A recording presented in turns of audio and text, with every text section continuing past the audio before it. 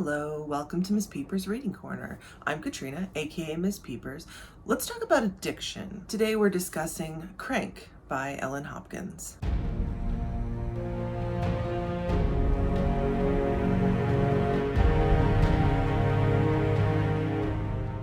Crank is number 8 on the list of the top 10 most frequently banned books in the United States from last year. It's actually tied with Sold by Patricia McCormick, which we'll discuss in another video. And Ellen Hopkins is on this list twice.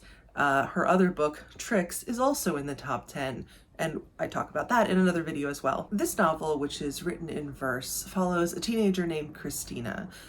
Christina goes to visit her estranged father for a week, and during that time, she tries methamphetamines. She very quickly becomes addicted to what she calls the monster and develops an alter ego named Bree, who is freer than she is, whose persona she can adopt when she's feeling unsure in situations. And the addiction very quickly tears her life apart and also tears at her family. Why was this book banned? Well, first of all, the drug use. Christina does become addicted and spends time with other people who use drugs, and the book describes what that does to her, both the highs and the lows. That feeling that she has while under the influence, that she can do anything, that she can be anyone.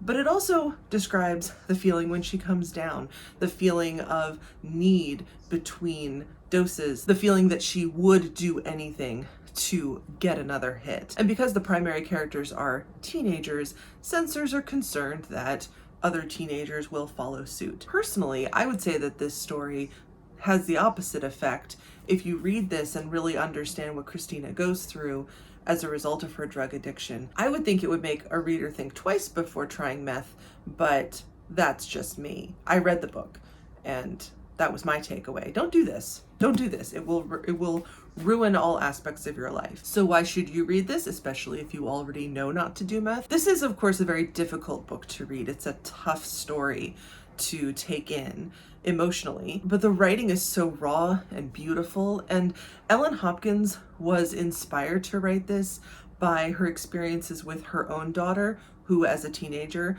began to use methamphetamines. And Hopkins wrote this story, a fictionalized version with true elements, to help reach out to other families who might be going through this, and also hoping to reach teenagers before they make the same kinds of decisions that Christina did. Hopkins talks in the afterword about this and about why she wrote her family's story and accusations that she faced, that she was being exploitative, that she was taking advantage of her daughter's story to make money with a book.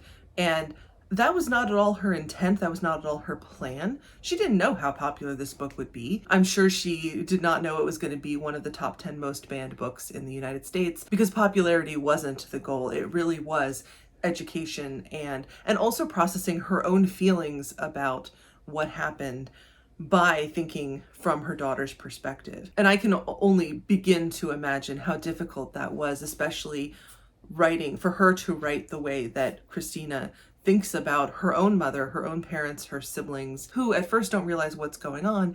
And then when they do, they want to help her. But the addiction has such a hold on Christina that it is very difficult for her to realize that they want to help and to let them help her. To me, this is just such a powerful story about and for teenagers that warns against the dangers of addiction and the dangers of, oh, I'll just try this once. I just want to fit in. I just want to make people like me, or I just want to rebel. So let me know if you've read Crank or anything else by Ellen Hopkins.